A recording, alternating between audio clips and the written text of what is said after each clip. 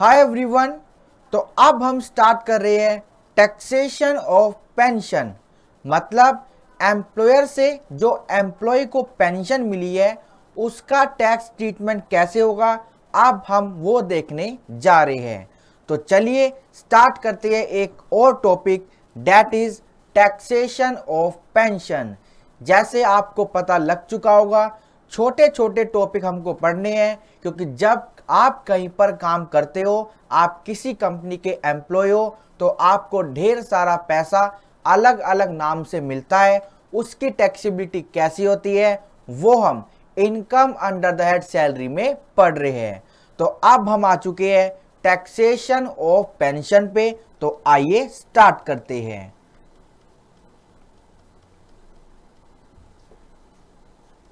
Taxation of pension start करने हम जा रहे हैं। चलिए, तो केसेस बनाते हैं, हमको किस केस में क्या टैक्स लायबिलिटी देनी पड़ेगी। तो फर्स्ट आता है आपका case number first. Case number first कहता है when pension is uncommuted. When pension is uncommuted, मतलब जो पेंशन रिसीव हुई है, pension received on a periodically basis. Periodically basis मतलब आपने एकदम सारा पैसा विड्रॉ नहीं किया, आपको कुछ काम था, अपना घर ठीक कराना था, अपनी बेटी की शादी करनी थी, अपना इलाज करवाना था, तो आपने अपनी कंपनी को क्या बोला कि मेरे को आपसे पेंशन चाहिए, जो भी मेरा पैसा आपके पास इकट्ठा हुआ है वो मेरे को विड्रॉल करना है, क्योंकि मेरे को कुछ अपने काम पूरे करने हैं, मेरे को अपना घर ठीक कराना है, या फिर अपनी बेटी की शादी करनी है, या फिर बेटे की शादी करनी है। किसी भी पर्पस के लिए आपने अगर पेंशन को पहले ही विड्रॉल कर लिया तो वो आपका होगा fully taxable. Fully taxable for all employee, whether government whether non government. तो सबके लिए ये पैसा टैक्सेबल होगा। चलिए केस नंबर 2 बनाते हैं। व्हेन पेंशन इज कम्यूटेड, यानी कि अब पेंशन जो हुई है वो आपने एकदम क्या करी, विड्रॉल करी, यानी लमसम पेमेंट आपको मिल गई। और जिसको मिली है वो क्या है, received by government employee of state government, या फिर सेंट्रल गवर्नमेंट, या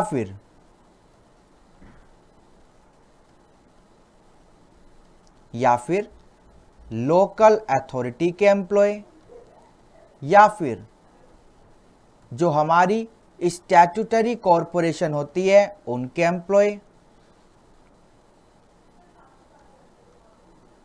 या फिर जज ऑफ हाई कोर्ट और ऑफ सुप्रीम कोर्ट। तो अगर कम्यूटेड पेंशन यानी कि एक लमसम पेमेंट रिसीव किया गवर्नमेंट एम्प्लॉय ने, तो इस केस में ये क्या होगा, फुल्ली एग्जम्प्ट। तो ये क्या होगा, fully exempt for government employee. ठीक है, चलिए केस नंबर 3 देखते हैं क्या है। Case number 3, when pension is commuted, यानी कि वही आपकी lump sum received by employee other than government, यानी कि आपके other employee. other than government who receive gratuity also, जिनको ग्रेचुटी भी मिलती है और पेंशन भी मिली है, और वो पेंशन क्या है, कम्यूटेड है। तो इस केस में क्या होगा, आइए एक बार लिखते हैं। Then lower of following two, lower of following two shall be exempt. नीचे हम दो अमाउंट लिखने जा रहे हैं, उसमें से एक अमाउंट जो लोअर होगा उसकी छूट मिल जाएगी और बाकी का टैक्सेबल हो जाएगा। तो lower of following two shall be exempt. अब पहला अमाउंट क्या है, जो भी आपको अमाउंट मिला पेंशन का, अमाउंट रिसीव, और दूसरा है 1/3 ऑफ टोटल पेंशन। इनमें से जो भी लोअर होगा उसकी छूट मिल जाएगी और बाकी का पोर्शन टैक्सेबल हो जाएगा। अब फोर्थ केस बनाते हैं।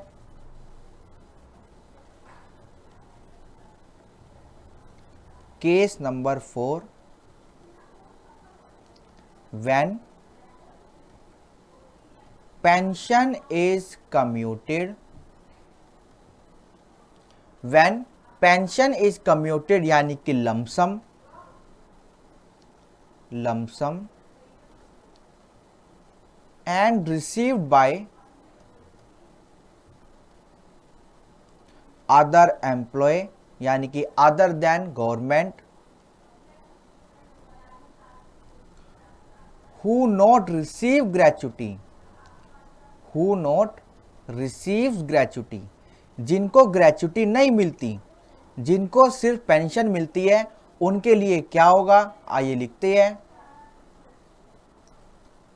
Lower of following two, lower of following two shall be exempt, shall be exempt। तो पहला अमाउंट जो भी आपको अमाउंट मिला यानी कि अमाउंट रिसीव, जो भी आपको अमाउंट मिला उसको हम कंपेयर करेंगे किससे, 1/2 ऑफ टोटल पेंशन।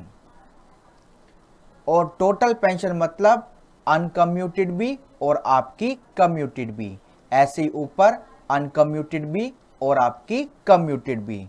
तो क्वेश्चन हमको बोलेगा कि पेंशन का हिस्सा कितना कम्यूटेड है, कब से है और कितना अनकम्प्यूटेड है।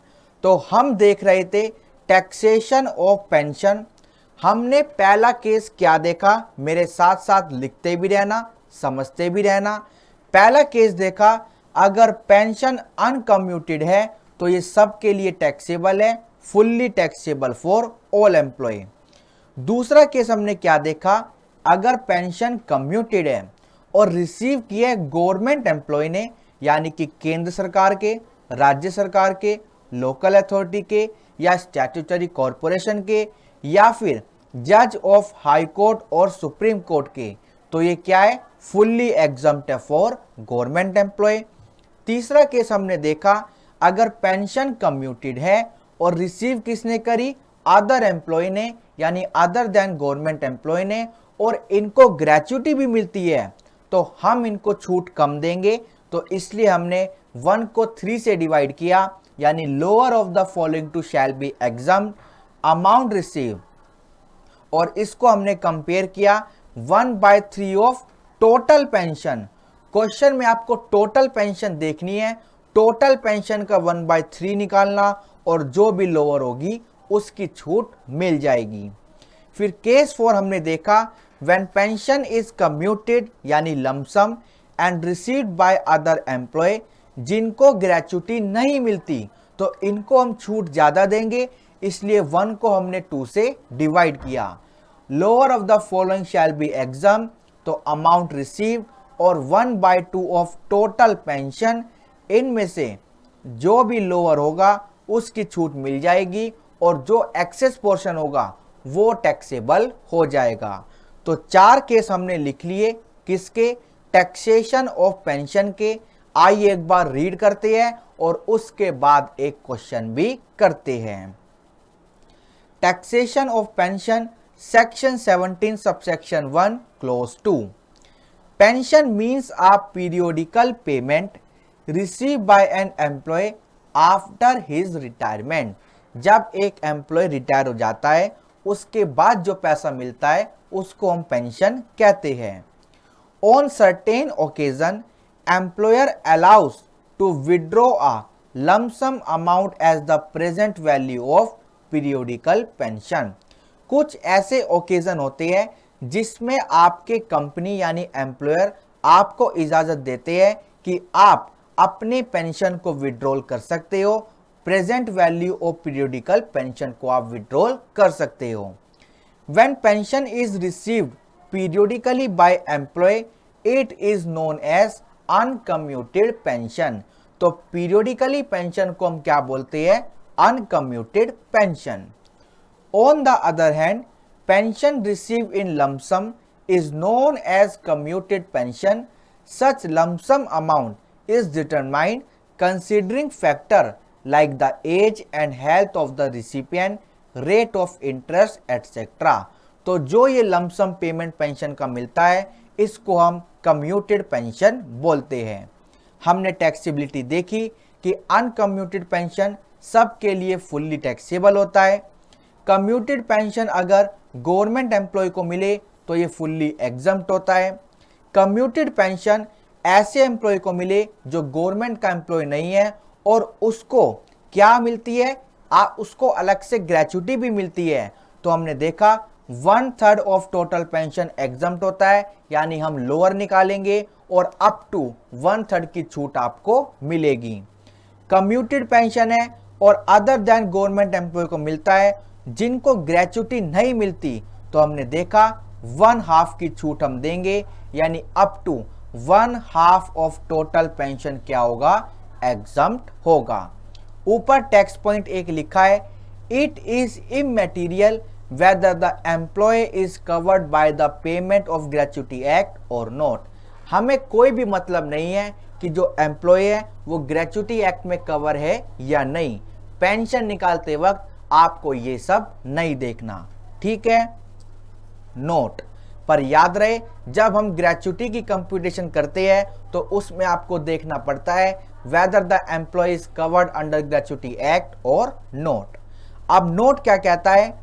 Pension receive by a widow और a legal heir of a deceased employee shall not be taxable as salary but taxable under section 56 as income from other sources. अगर पेंशन एम्प्लॉय के मरने के बाद उसके किसी फैमिली मेंबर ने receive करी तो वो income under the head other sources में जाता है, उसमें कुछ छूट भी मिलती है। तो जब हम चैप्टर पढ़ेंगे तो हम सीखेंगे। Where commuted pension is taxable relief under section 89 is available.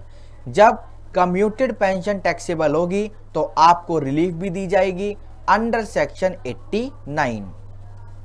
C point, pension receive from UNO United Nation Organization is not taxable. Further, pension receive by a widow of United Nation ex official from United Nation joint staff pension fund is also exempt. तो UNO से जो भी pension आपको मिलती है, आपके family को मिलती है, वो क्या होती है? एग्जम्प्ट होती है। चलिए सर, हमने सारा कॉन्सेप्ट तो समझ लिया पेंशन का। अब एक बार क्वेश्चन करते हैं और क्वेश्चन करने के बाद पता लग जाएगा कि कैसे टैक्स ट्रीटमेंट होगा। तो क्वेश्चन नंबर फर्स्ट हम पढ़ने जा रहे हैं। Mister Amit has retired from his job on 31 मार्च। तो 31 मार्च को मिस्टर अमित रिटायर हो गए अपनी जॉब से। फ्रॉम 1 अप्रैल, 1 अप्रैल से यानी अगले दिन क्या हुआ? He was entitle to a pension of ₹3000 per month. इनके कंपनी ने, इनके एम्प्लॉयर ने इनके रिटायर होने के बाद ये ऐलान किया कि इनको 1 अप्रैल से 3,000 रुपए की प्रति महीना पेंशन मिलेगी। On 1 August he got 80% of his pension commuted. 1 अगस्त को मिस्टर अमित ने क्या किया, अपने एम्प्लॉयर को बोला कि मेरे को मेरी कम्यूटेड पेंशन चाहिए। तो 80% कम्यूटेड पेंशन 1 अगस्त को इन्होंने विड्रॉल कर ली। अब 1 अगस्त से क्या होगा, जो बाकी पेंशन बची यानी 20%, वो क्या हो गई आपकी अनकम्यूटेड। ठीक है, और इन्होंने रिसीव किया कम्यूटेड 80% पेंशन का हिस्सा, वो कितना है 1,20,000। तो 1,20,000 आपका 80% क्या है कम्यूटेड। तो टोटल पेंशन कितनी आ गई 1,20,000 डिवाइडेड बाय 80%, तो टोटल पेंशन आपकी 1.5 लाख आ गई। सर टोटल पेंशन निकालने की क्या जरूरत थी, क्योंकि हमको 1/3 या फिर 1/2 ऑफ टोटल पेंशन करना पड़ सकता है, तो इसकी हमको जरूरत पड़ेगी। Compute taxable pension if he is a government employee. Case B non government employee and not receiving gratuity. तो ग्रेच्युटी नहीं मिल रही तो 1/2 करेंगे। Case C non government employee receiving gratuity, तो हम क्या करेंगे 1/3 करेंगे। But not covered by the payment of gratuity act, it is irrelevant. इसकी हमको कोई भी जरूरत नहीं है। तो चलिए क्वेश्चन नंबर फर्स्ट करते हैं और पेंशन के कॉन्सेप्ट को दोबारा समझते हैं। हमने प्रोविजन तो समझ लिया, पर क्वेश्चन कैसे सोल्व करना है एक बार उसको भी समझते हैं।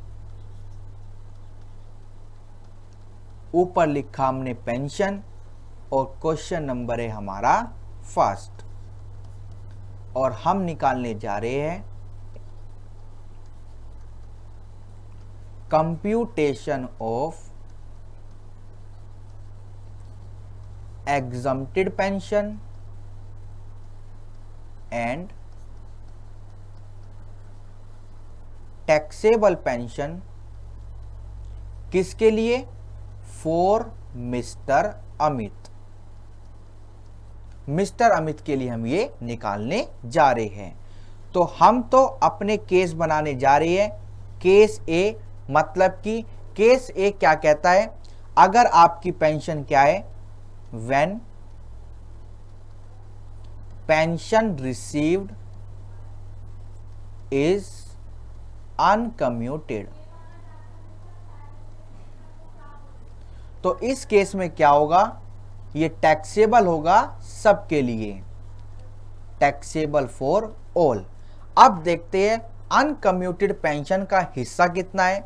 तो क्वेश्चन क्या कहता है कि 1 अप्रैल से पेंशन लगी, बट 1 अगस्त को क्या हुआ 80% कम्यूटेड बन गया।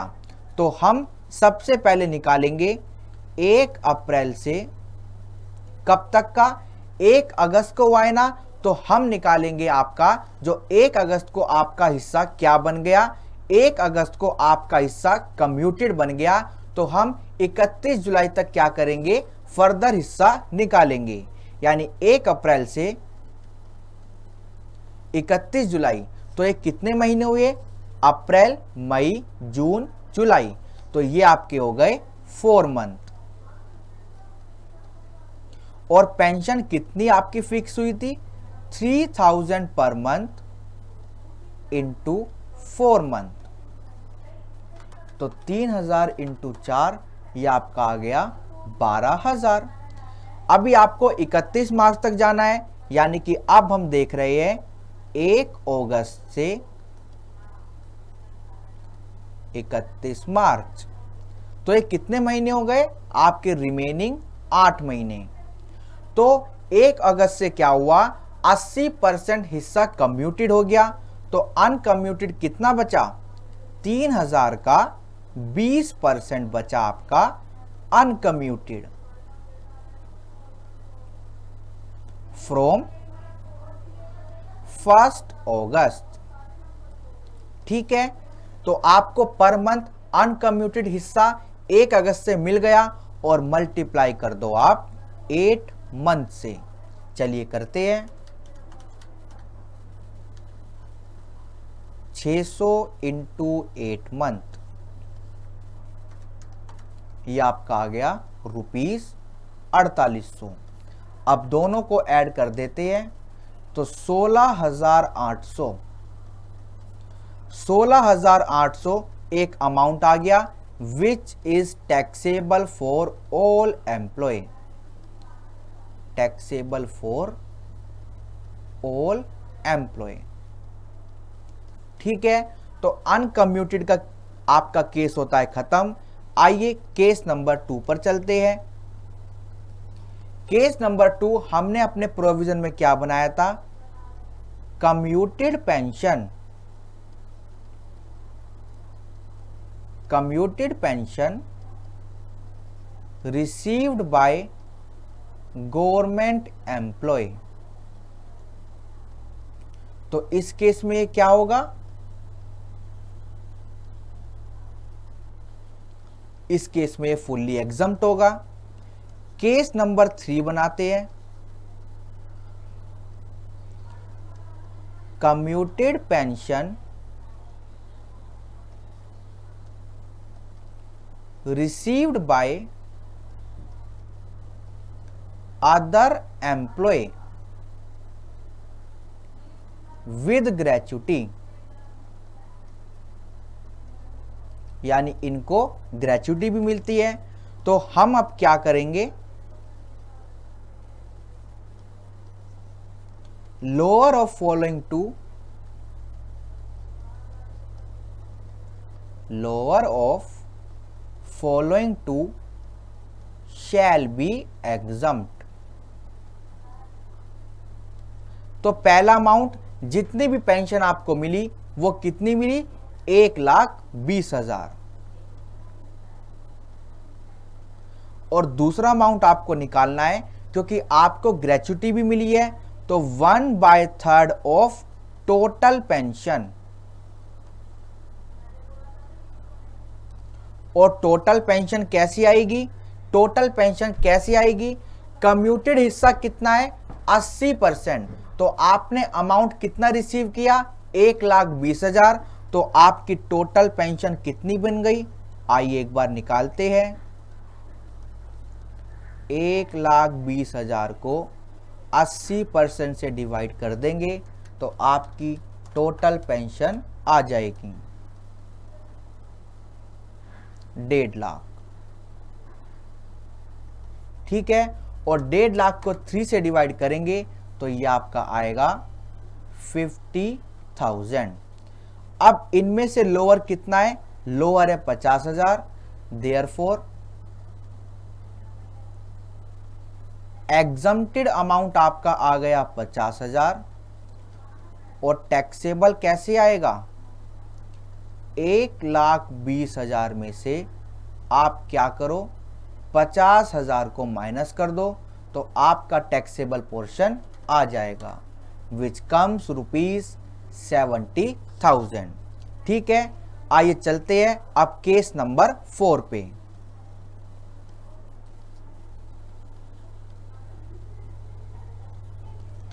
कम्यूटेड पेंशन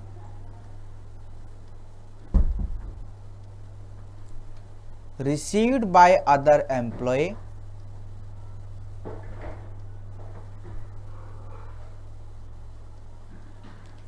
विदाउट ग्रेच्युटी, इनको ग्रेच्युटी नहीं मिलती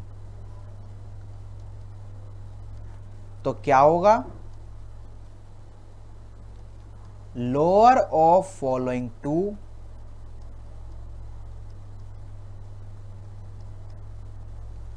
शैल बी एग्जम्प्ट। तो पहला अमाउंट आपका क्या है, 1,20,000। दूसरा अमाउंट हम करेंगे 1/2 किसका, 1.5 लाख का।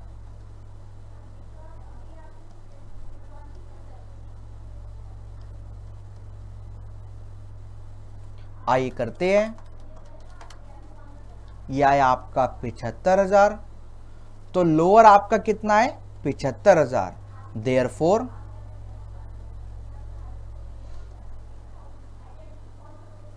एग्जम्प्टेड पोर्शन आपका आ गया 75,000 और टैक्सेबल आपका आ गया 1,20,000 माइनस 75,000। आइए करते हैं, ये आपका आ गया 45,000। ठीक है, तो केस नंबर 4 में टैक्सेबल अमाउंट आपका आया 45,000, केस नंबर 2 में आपका टैक्सेबल अमाउंट आया था 70,000 और केस नंबर 2 में जो आपका अमाउंट आया था वो आया था नील, क्योंकि यहाँ पे सब कुछ एग्जम्प्ट था। और केस नंबर फर्स्ट में जो टैक्सेबल अमाउंट आया था वो आया था 16,800। ठीक है, तो चारों केस हमारे होते हैं खत्म और क्वेश्चन नंबर फर्स्ट भी होता है खत्म और पेंशन का कॉन्सेप्ट भी होता है खत्म। Okay, thank you so much.